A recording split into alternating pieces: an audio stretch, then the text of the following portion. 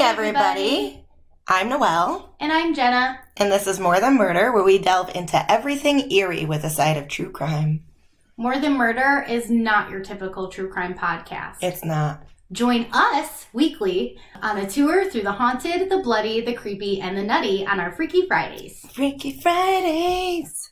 I love Freaky Fridays. You know, Fridays are like the best day. Everybody looks forward to Friday.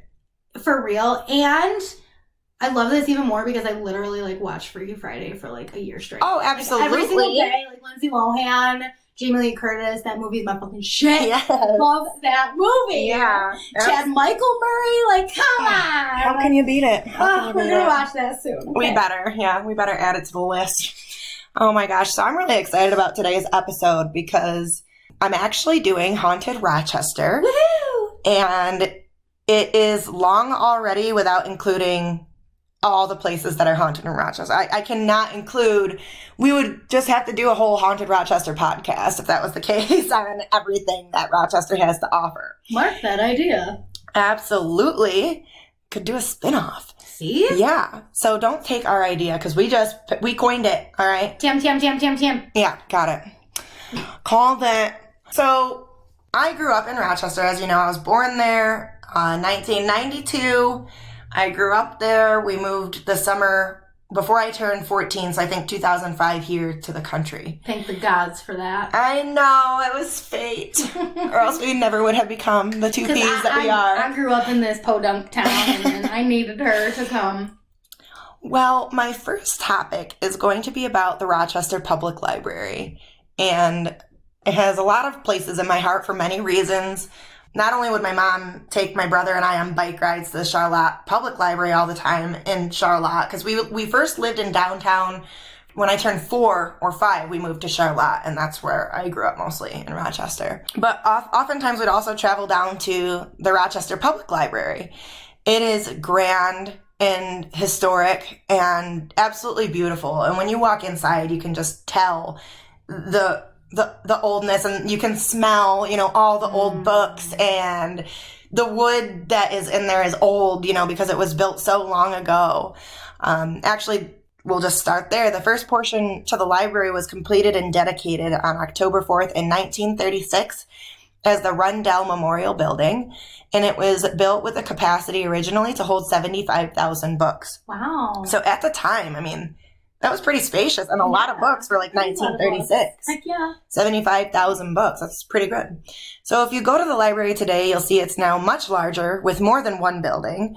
In the 60s, it was apparent that the library was just too small, and they purchased and renovated the J.C. Penney building and dedicated that in December of 1972. By 75, the library already increased their book circulation by 100,000 books. So they increased it by that much. So they have probably about 175,000 books in the library. Yeah, it's huge. It's a lot of books. It is, and you can smell them all. I love the smell of books. I know. It just makes you feel a kind of way, I'm still smelling books. It does not matter if it's a magazine, a kid's book, a novel. I'm smelling all the books. A new book, an old book. Oh, yeah. You got to smell them all. All of them. So now that the synopsis of the library's history is out of the way, we'll get right along with the spookiness. A little geography before we get into the spookiness. Geography? Yes. Rochester is large. Mm-hmm. And in this segment, we're focusing on downtown. Flowing through the historic downtown is the Genesee River and the Erie Canal. And before the library was even built, there were aqueducts for the Erie Canal that the library was actually constructed above. So in this picture document, and we'll share some pictures that we have, these are the aqueducts on which the library was built. That is so pretty. I know. And at night too, everything's all lit up and it's gorgeous. According to local lore, a woman, now there's two different versions of this. A woman had either drowned in the local canal and her body became trapped in the aqueducts below the library. Oh. Or she had fallen into the water and then became trapped in the aqueduct, which then resulted in her drowning. Oh. Now, this was before the library had been built. Okay, so just on the land itself. Where it was just the aqueducts. And like I said, those are the two versions I've heard and seen in most of my research, and I couldn't find a specific newspaper article covering it from back then. It's hard. I only know that it happened in 1902 or somewhere around there. And then the library was built 34 years later. Yeah. Whichever version is correct, the aqueducts that keep being mentioned are the exact ones, like I said, that the rundown memorial building portion of the library was later built. It's said that this poor unidentified woman aimlessly wanders the hallways in stacks of books. So since she was trapped under where the library was built, she kind of just decided to stay there. Yeah. It's also said that a previous librarian named Frank passed away from a heart attack while on the job at the library, and that he still haunts the place where he died. Mm-hmm. Now, when I was a kid, I remember there being a particular room that was haunted. I thought it was like the reading room or something. I can't remember because, like I said, I was really young. So maybe that's the one where Frank died. Oh, maybe. That's what I'm thinking, because I can't remember too much of the particulars about it, but that's my superstition. Library patrons throughout the years claim to have heard footsteps, moans, and seen doors open and slam on their own. Library staff actually got security footage of the door opening all on its own. Neat. They also say that you will see people, which I assume would be just the woman, peeking from around the stacks. So you're like looking around and all of a sudden out of the corner of your eye you see something peek out from around the stack and you look and it's gone. Ooh, I love it. It gives me goosebumps. So there's just been so much activity in this beautiful and haunted place that the ghost hunters have actually went there in 2012, which was in season 8, episode 25, called Due Date with Death, if you're interested in checking that out. Neat. I did not watch it because I just didn't. I probably will, though. And that is okay. Yeah. That is A-okay. I just wanted to go with the local lore of what people have said throughout the years. Yes, and that's really what I was focusing on. So we're going to segue into my... if you want to watch it, you can. That's what it's on. Yeah, it's that season 8, episode 25, Due Date with Death. And that was in 2012. So... my second place is going to be another place that I love. A lot of these places are places that I love. There's just one that I really didn't know about. Actually, two, because I forgot I threw in a bonus for everybody. Oh, yay! So the second one is Durand Eastman Park. It's a beautiful, gorgeous property comprised of over 975 acres of woods and walking trails. Gorgeous. And especially in fall, of course, in New York, it is just absolutely beautiful. There's ponds and things like that. And it's across from the Durand Eastman Beach. So when you're at a certain spot at the beach, I feel like it's like the parking lot or something, you can look across the street and see a cool looking old stone, large retaining wall of some sort. And this became known as the White Lady's Castle. There's like also really cool stairs that curve up to the building area. The wall was actually built to accompany a hotel and dining hall. I saw hotel in one thing, but in other things it's just been dining hall. Yeah, I really think it was just a dining hall, but I will throw in that little tidbit because there is a lot of conflicting stuff. It looks so whimsical. Yeah, so behind that was this little dining hall that was built to provide a place to stay if it was a hotel and to eat for the swimmers on Lake Ontario. Smart. Yeah, so unfortunately the building was torn down in the 30s. I don't know why, maybe it just wasn't like busy enough, but they left the beautiful retaining wall, which would serve to be a haunting memory of what once was, and a staircase made of stone leading up to it. So I love that they just left that. Yeah, it's just like, it seems out of place, but it fits, right. If that makes sense. Yeah, and I still almost wish they would have kept the dining hall because that's still a piece of history. And it would have been cool, like if it was open and you were visiting. And you like, could tour through it. Thing. Yeah. It wasn't really like that fancy looking. I should have included a picture of the dining hall, and I did not. But it was just like a pavilion. Yeah, it's not. Yeah, it really wasn't much, especially in that time period. I'm thinking kind of like a Stony Brook type of like. It did have enclosed walls. They're like pavilion type thing where they have. Yeah, but it was not special. It wasn't even as nice as like the Stony Brook pavilions with stone. Like the wall and the building are completely opposite. The building was just this wooden, round-looking building with a roof, and then there's this awesome just ordinary wall. Just ordinary. Yeah, it's so strange. Maybe that's why. Maybe it just didn't fit in the aesthetic of this. Yeah, I'll include the picture on the site, though. I'll make sure that I grab that picture of the pavilion and put it up there so that everybody can see that, too. Yeah, on the soch. So, as with many legends, there are different versions of some spooky stories, 2 different versions that I am aware of, and then a third that I was told when I was a kid, but it's not one that is, like, really prevalent, according to my research. So, according to one legend, a woman of her identity is unknown. She and her daughter at one point lived there at the Three Lakes Pavilion. That's what they would call it, was the Three Lakes Pavilion. Okay.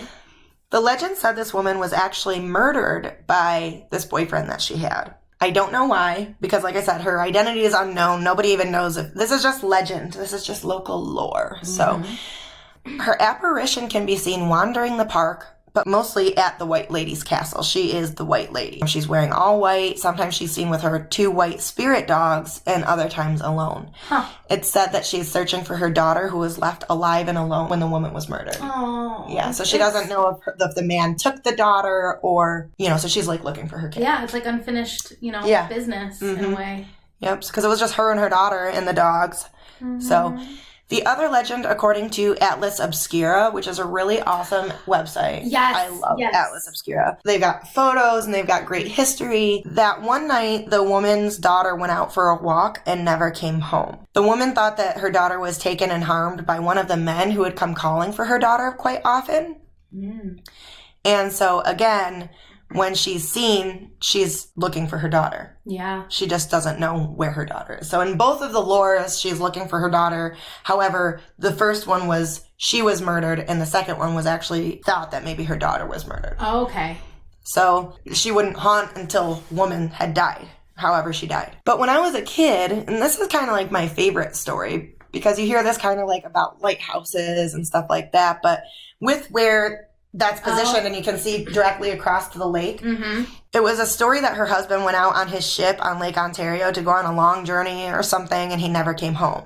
Now, Lake Ontario is known as an inland ocean and can be, because it obviously, for our listeners, Lake Ontario takes you from Rochester, New York, or wherever you start, and it can take you to Canada and to Toronto. Yep. So it can literally lead you to another country. It's why they call it the inland ocean, also because it's like so big.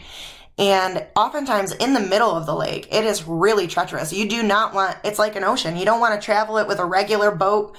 Like there was the cruise ship that they would bring into Rochester, like in the early 2000s. And that would take you from Rochester to Canada. Oh, okay. And they stopped that after a while. They even made this huge port with like all these really yummy restaurants like Cheeseburger and all that. And it didn't last, but it was huge. It was a huge cruise ship, one that could take those waves. I was told that her ghost could be seen waiting and watching out towards the lake for the return of her husband. Yeah, I can see that. Right. Just waiting for him to see his ship coming back. Yeah. Right. So out of both of the main versions, the outcome is that when visitors go to the castle, oftentimes, if there's a male present, he will be harassed. She does not like men, whether one killed her or her kid. Yeah, she likes to harass guys.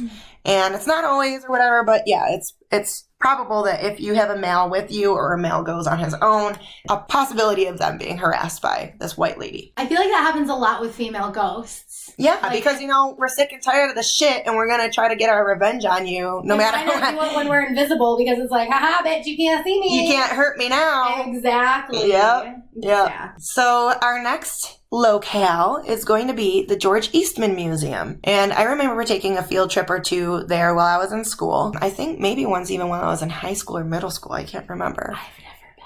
You should go. I know. I'm surprised marvelous. I haven't been. I mean, Sean and I love to, and you love history. Excursion. Yeah. And yeah, I mean, it's George Eastman. So yeah, it's awesome. I'm going to go as soon as it's open and it's safe. I think it is open. Okay. They just have like tours. You gotta like schedule. And a lot of like when we went to Gettysburg, it was really nice. Like people were very considerate in the museum. They didn't like linger too long and they kind of look at things. So hopefully it'll be the same like way. that. I don't know. Well, obviously with school it was a guided tour, so I don't know how it is when you like schedule one. If you can just walk around the museum, or there if might there's even be like a virtual thing right now. A lot of the museums are doing that. Everything about this place is beautiful. The house, which is actually like a mansion, the paintings on the walls, the grounds and the gardens, the old furniture. That vining. Oh, yeah. gosh. Everything about the place is just gorgeous. I guess Eastman had really like a large love for art, flowers, being outside, music. Now, unfortunately, I never saw any spirits while there with my class, or you would have already heard about that long ago.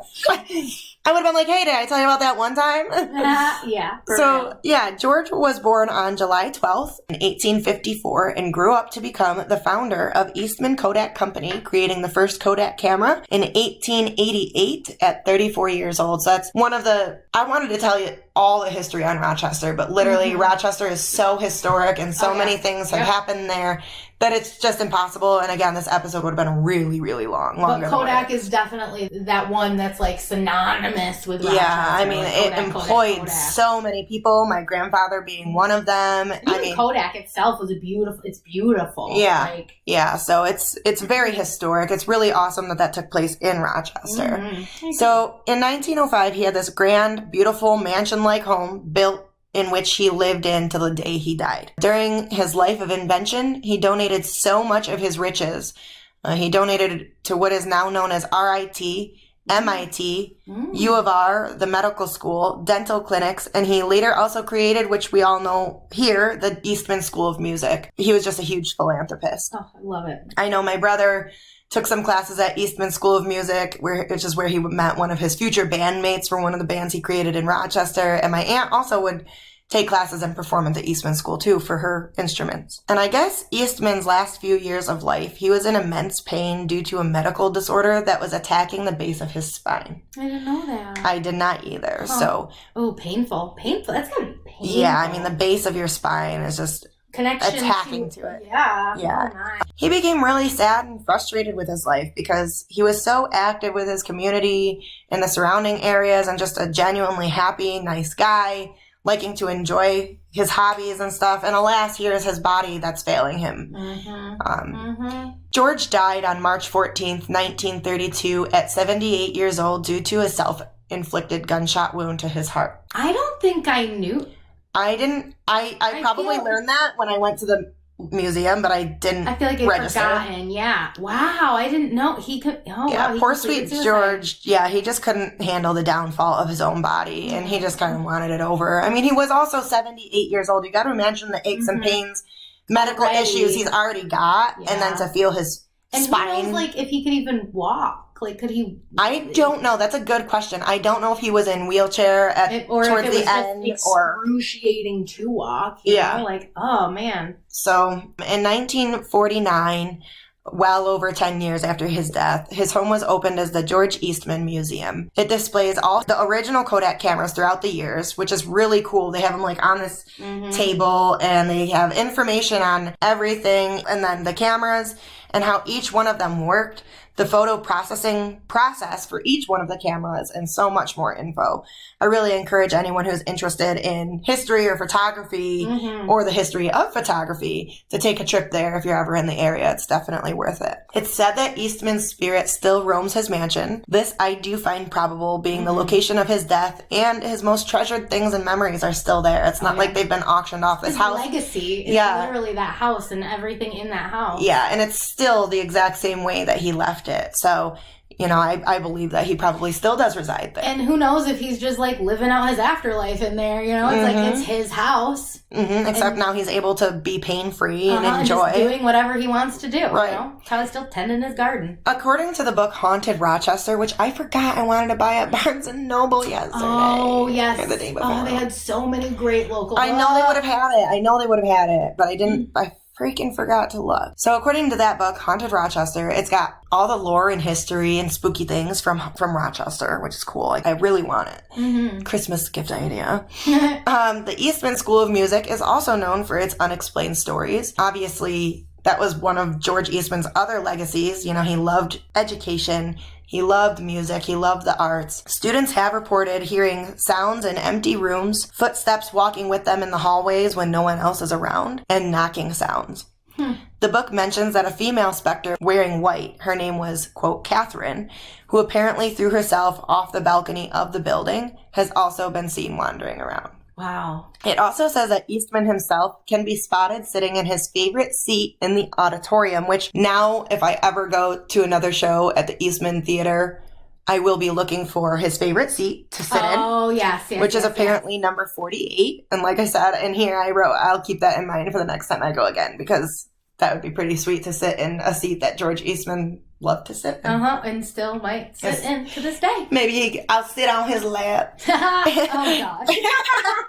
Or maybe he could sit on mine. You just feel this cold energy just sitting on your lap, and you're just like, all right. Oh, it's Georgie's here. This is cool. Let's enjoy the show. It's already cold in theaters. Please don't sit on me. Oh my gosh, it really is. I'm cold enough. I know. Speaking of theaters, our next place is going to be the Auditorium Theater, which I know we both have been. Love this theater.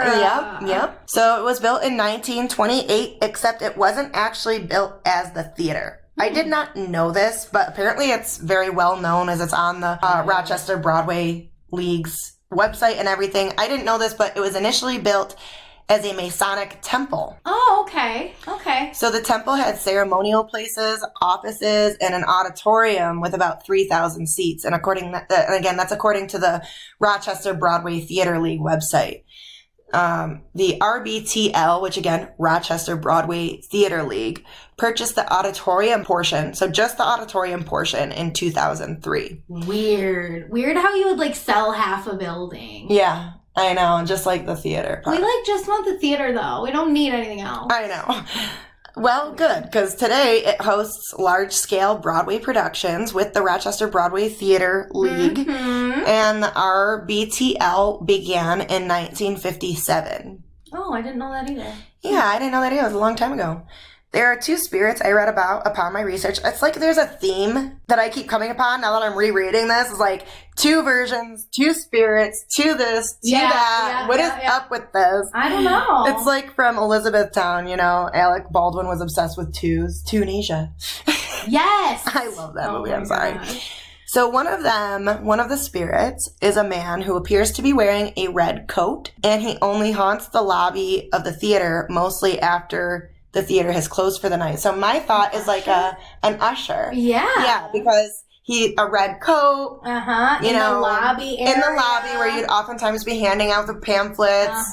Checking people in. I know. I'm glad you picked up on that, because I thought the same thing. It was an usher. The other is an elderly man who actually likes to hang out backstage. I guess he's also one who likes to move things around every now and then. A lot of the times, if you don't see anything spooky taking place, you'll hear it, because there are also sounds of disembodied voices that can be heard throughout the theater, especially backstage and when the actors are getting ready.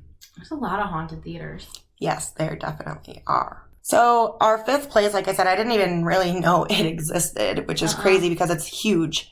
And I would love to drive by it someday, is the Rochester Psychiatric Center, which was also known as, when it was, built, the Monroe County Insane Asylum. Ooh, that's terrifying. Yes, I would love to do this as a full episode one day. So if you guys are interested in that, I may just do that, because it is pretty interesting. But it was built on Elmwood Ave in Rochester in 1857. Wow. Yeah. And it was built as the Monroe County Insane Asylum.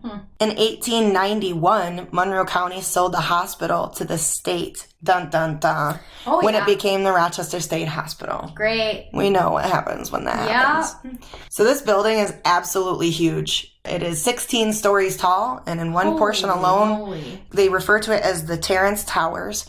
And at the time, there were 1,000 beds and a morgue and a lab in the basement. So people did obviously die there. The patients had varying degrees of mental illness, from almost non-existent to very severe. So people with hardly their illnesses were in this psych. Oh, that happened all the time. Oh, yeah, especially in the times. A woman would talk back to her husband a little bit, and she's hysterical. She needs to go to the mental institution. Exactly. It's ridiculous, the state of our mental health now.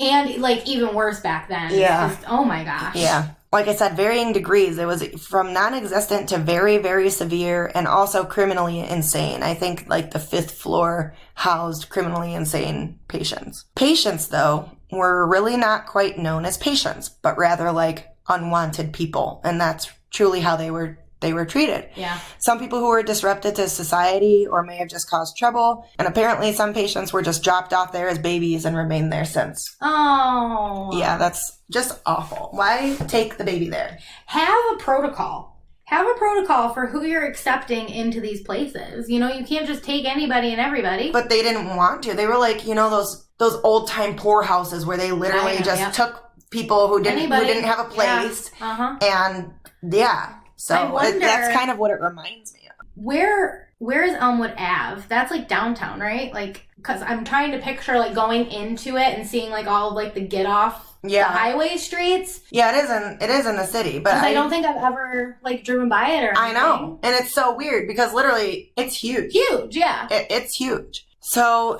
between the 60s and the 80s, and I'm sure for years prior, but of course that time period, there were volatile practices, of course, that took place there. Mm-hmm. Neglect, abuse, subduing by medication, which still happens to this day. Mm-hmm. The neglect and subduing by medication. I think subduing by medication is in itself neglect. 100%. And most of these medications are to make people like sedentary. Sleepy like they're just drooling. There's a vegetable. Mm-hmm. Mm-hmm. Yep. So then, of course, lobotomies, electroshock therapy, and other experimentations, torture, rape, the list just literally goes on and on for this place, of course. What awful places. I know. And it's like, it's not even surprising anymore when you research it. It's like, okay, I know what's going to happen here. And like, think about the worst mental health and how like you're not, I don't know, those people probably weren't in their right minds to know what was going on. No, to even understand what the hell they were experiencing and why they were being shocked and lobotomized. And like, you see the footage of like literal filth, and they're just filthy, and they're on the floors. There aren't enough beds. Like, take care of people better. Well, that's one thing I was kind of surprised about, was that you see the massive size of this place, and they only have 1,000 beds. Doesn't that seem not a lot to you for 16 stories? Yeah. I feel like that was a trend, though. Even like at places like prisons. They built them huge, but the cells were tiny and housed tons of people. Yeah, I don't understand it. They didn't understand how many people they would actually get, maybe? Yeah. I'm not sure. I don't know. Unless they just had them spread way apart or something. I don't know. I just don't see how... And I mean, yes, 16 floors. They could be small floors, but they're not. I mean, there's a east wing and a west wing. And yeah. And a lot of asylums and psychiatric hospitals are humongous. I know. They're just big, menacing buildings. Like, just awfulness. We need to look at ourselves if you need a facility that big. I know. Right? Obviously. Like, shouldn't there be a way to, like, help people more than just, like, lock them away and, like, put them with a whole bunch of meds? Yeah, I mean, girl, when I was at Buff State, I looked out my dorm and there is literally the asylum right there, and it was so spooky because it is really old and spooky. I will do an episode on that sometime. Apparently, conditions slightly lightened in the early 90s, but still an awful place to be where the patients just were truly not cared about. Yeah. The building closed in 1995. Why? I don't know why. Unless I think maybe they had moved them to smaller state homes, like we have the state homes nowadays. Yeah, because that's kind of what I was thinking. Is they probably thought to regulate, it's going to be easier to take care of a smaller batch of people in smaller facilities, smaller houses. Yeah, my sister works for the state. I think it's also because, as I mentioned later, the building is filled with fucking asbestos. Oh, yeah. And riddled building with it. That size to get rid of asbestos? Whew. Yeah. Well, the thing is that they still have to... So, yeah, in 2019, plans were made to tear down the tower and replace it with apartments and shopping plazas. Because why can't we plant trees or a garden? Gentrification needs to stop. Yeah. That reminds me of Shameless. So, as we're aware, places like this where the walls have been witness to such gruesome acts of cruelty and despair, they tend to be conductors for spirits, good or bad. Patients obviously did die there, whether due to the constant neglect and abuse, their illness, or even due to illness caused by the massive amounts of asbestos, which was riddled in the building. And they didn't know, unfortunately, like with smoking, with other things, they just didn't know the impact that it was going to have on the human body, unfortunately. Yeah, and I did read that. That's why I said it makes no sense, because they literally, before they tear the building down, because if you demolish a building and there's asbestos, now those spurs are going to disperse in the air. So they have to remove all the asbestos. And just keep the place. And then tear the building down. Just keep the place. And use it for something else. Because really, they make asbestos paints now. Yeah. Where you can paint to cover it up. So they could probably do that in some areas, and then some of the harder areas remove it. I mean, make a community center. Make some know. place that has all sorts of different things for people to do. Like, why? Ugh. Because that's the problem, is that they don't want to do that. They want to just keep having all these empty, vacant buildings that people go into and they vandalize, and then they get tore down, and then it's just an empty lot. I know. Make tours out of it or something. And then it'll be a Starbucks. Make it a historic place. It was built in 1857. I know. Take people on tours through that thing. Or, like, even... Host ghost hunts. Like... Fucking move it. You know how they move buildings to, like, Genesee Country Museum and, like, things like... Take a portion and move it. Fucking move it. And then, I know that's even expensive, if you wanted to do something like that, it's going to be expensive anyway. Yeah, but with a 16-story building, the way that things settle and stuff, you probably can't move that. Probably can't. Some of those, probably collapse. Well, they do it like the houses. They do it in very little bits. It takes a really long time. Because they have to literally take it apart bit by bit, and then they take it over in tiny chunks, and then they put it back together bit by bit. According to past employees, the building is filled with spirits of the mistreated patients. Shocker there. Mm-hmm. Many have claimed to felt cold spots, seen apparitions, or just felt like they weren't the only ones present. There have been investigators who claim they were able to hear footsteps, moans, voices, and even claim to have electrical troubles during their investigation. So whether their batteries are dying or their screen just won't work or whatever's going on, it's not working for them. So that was gonna be the end of the episode. I was just gonna leave it at 5. But I decided to throw in an extra one called Valentine, and I threw it in as an extra because I was trying to make this just Haunted Rochester. This is built in Victor. I've seen this place. I've driven by this place. Feel like I might have, but I never knew it existed. Oh yeah, like the second I saw the picture, like we go to Victor often-ish. Yeah. I would love to go and tour it because you can. It's a museum now. Humongous. Really? Yeah. It's very big. Oh yeah, according to what this says. It looks out of place, kind of, because it's like old as fuck. And then you have like a shopping center and a North Face store. Yeah. And like a Lowe's. Like, yeah. It's weird. Yeah. So. Like I said, I just decided to give you a little something extra and throw in the 6th thing. I don't know anything about it, so... Cool. Let me know. So, in 1879, a guy named Levi Valentine. Okay. So, Valentine and Valentine. Makes sense, yeah. He built himself what was going to be his own abode. It's a big abode. Yeah, it had... Now, this is conflicting. It had 3 floors and a basement. Okay. But the site for Valentine says 4 floors, but then they didn't say what was inside all 4 floors. So I can't say whether it's 3 or 4 floors and then the basement. So they could be looping the basement in with the floors. And whoever else might not be. Yeah, the other artist. They're breaking it up. So I'm a little confused, but I just wanted to throw that in. Yeah. So instead, he decided to build it for a community center with the 4 different levels of the building. The community members were able to use the space for a variety of things. It's actually, this place is really freaking cool. The history is just really cool. Levi built this on a piece of land where across the way a railroad was supposed to be being built, so he thought it would be great for business. Because he would be able to have merchants in there and have people coming in on the train, or maybe merchants that would come and live in the town to go there. So this is when Valentine in Victor, New York becomes even cooler. It is known in the National Historic Register that it was actually the very first shopping mall. That's neat. Okay. Yes, in 1879, the very first shopping mall, because I will tell you why. The first floor was for commerce.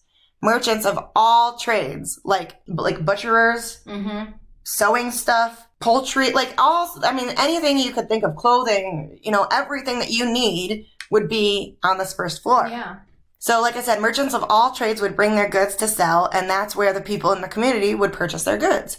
There was also a room on the same floor that had a piano for music for the community members to learn on. Oh, nice. Oh, piano and music. They also had music there. The second floor was for education of all kinds.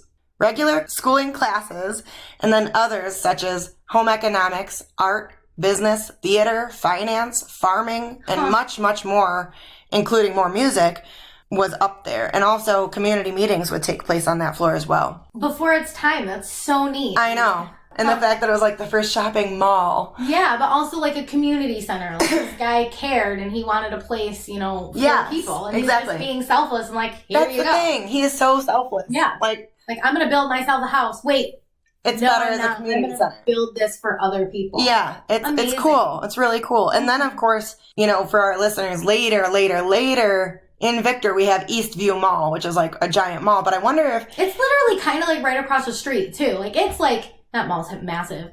So like yeah, it's on which like side? right across the street from this old.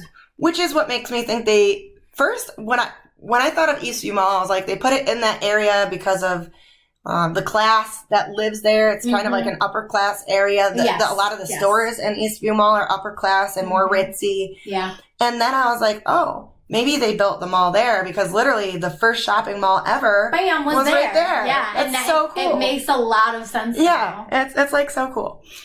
And I'm going to speculate, maybe this is why it is a more upper class area. More people were able to flourish a little earlier on, and then they created this really flourishable economy and amazing like little area because it is a nice commerce area. Oh, it is. And that would have been a lovely thing to surmise. Unfortunately, oh gosh, I knew there was a but. The railroad that was going to be building next door ran out of money and tracking by the time they even reached Valentine. Aww. So they couldn't get any extra business. It literally was only the town. What was going on now, and there wasn't a lot. Yeah. You know, so though it seemed to have been a popular place without the extra shoppers and merchants that the railroad would have brought, never boomed. And Valentine was eventually left vacant as people went elsewhere. Darn it all! So sad. Oh, I had this dream that it was like this flourishing place. Could have made like saloons and all sorts of shit. On, man. And then now instead today it's what it is. Well, also what's interesting is I wonder where Victor, New York came from because Valentine is now in Victor. Yeah. So I kind of wonder about that too. In 1940, at this point, the building was like dilapidated. I mean, it was built in 1857 with wood. Completely wooden. Yeah, and now we're talking about almost almost a century later when this historian purchased it. Yeah. But luckily he did because people wanted to tear it down since it was so run down. Stop tearing stuff down. I know. Unless it's like something awful. Yes, but like think of the castle in Danville. Like, fix that up. That could be a revenue maker. Let people tour. That'll be an episode in itself as well. They let it just decrepit and then it's going to get torn down. Mm-hmm. So the local historian, he bought the building and turned it into the museum it remains to be today. You can still tour there, and I'll put a link to the Valentine website on our site and everywhere as well. And since it was left vacant and since people have been able to tour and investigate, people have heard and seen a lot of ghosty action there. I believe it. So the sound of an old-fashioned music box has been heard. Ooh, which is like the best. I would just love to be somewhere old and start hearing a fucking music box playing. Well, there's equipment that ghost hunters use now that is a energy music box. So they put it on the floor. Oh yeah. If anything walks up to it, this the music box starts playing. Music box music starts playing, and it's like, which is cool. But I want like just an old music box that's already in there to start playing. Or like an old piano. Yes. Oh, and then you can watch the keys play. Yeah, right. Yeah, maybe the piano in there might do that. It might. Yeah. Okay. Anyway. I'm back to the show. Now that we just played the entertainer, I'm pretty sure that might have been the entertainer. Oh, okay. So EVPs have been caught by the investigators. I did not find who the investigators were. It might have just been locals who had brought in their own investigation tools, not like a ghost show or anything like that. Or could have even have been the Rochester paranormal group or something. Yes. There's a lot of like little small town ones around here. Yeah, we have one in Wayland. Yeah. Tools do move by themselves. The tools are in the basement, so I'm not sure if you can tour the basement. I would think you probably can, but you're probably not touching stuff and moving some places things around. are weird. Some places are less like if the guy didn't want to fix everything up, the basement could be dangerous. And you can't go down there unless you're like staff. Yeah. And people do see apparitions there. According to staff and visitors, shadow figures can be seen in what was the bakery area, which would also have been on that first floor. Like I said, literally everything that you need, breads, everything would be there for you. Some have even said to see a shadow figure go around the counter and go up the stairs to the next floor. Oh my gosh. Can you imagine us being in there Just standing there and then bam. just see this shadow figure come around the counter and go up the stairs? And like that's not something that you could dispel either. Like you literally see it traveling I with know. your eyes and going upstairs. Upstairs. No, like, it's not what? something that just like flashes and you're like, wait, what was that? Yeah. No way. So that does now finally conclude the episode. It really could have been a lot longer. Well, there's so much. Like, it's I so know. hard to know how much to put in because, like, we can't do 3-hour episodes. I know. And there Yeah. are still places that I wanted to include. So maybe some other time we'll do an episode And on we can them. do full episodes or, like, chunk Exactly. episodes about things. Yeah, like- because, you know, I did do research on one of the most famous cemeteries in Rochester, which is, of course, Holy Sepulchre. We should go there and look around sometime. 100%. I love me a good cemetery. And there's just a lot of places. If you're interested in historic places and you're nearby, Rochester is definitely one to hit up. Because Yeah, Buffalo, too. Buffalo's pretty... yeah, we'll have to gather into Buffalo at some point because I would love to do their asylum. Because I did a little ghost thing when I was at Buff State with my speech class, I think. And we did like this paranormal investigation on the outside, and it was pretty neat, but Oh, yeah. we didn't go in. We weren't allowed. We didn't get permission. Many places. We'll definitely have to. And that's the thing is, like, there are so many areas. We just gotta do it, you know? Just- Yeah, and what's the best thing is that, you know, we'll just be here forever talking about spooky things. Yes. And true crime. Yeah. You can keep joining us every single week. We're here for you.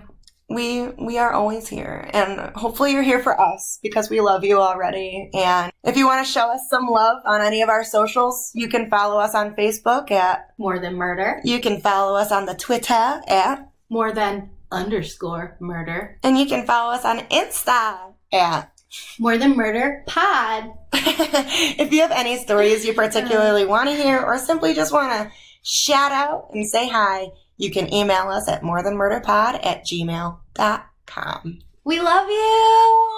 And we will see you next Freaky Friday. Bye. Bye.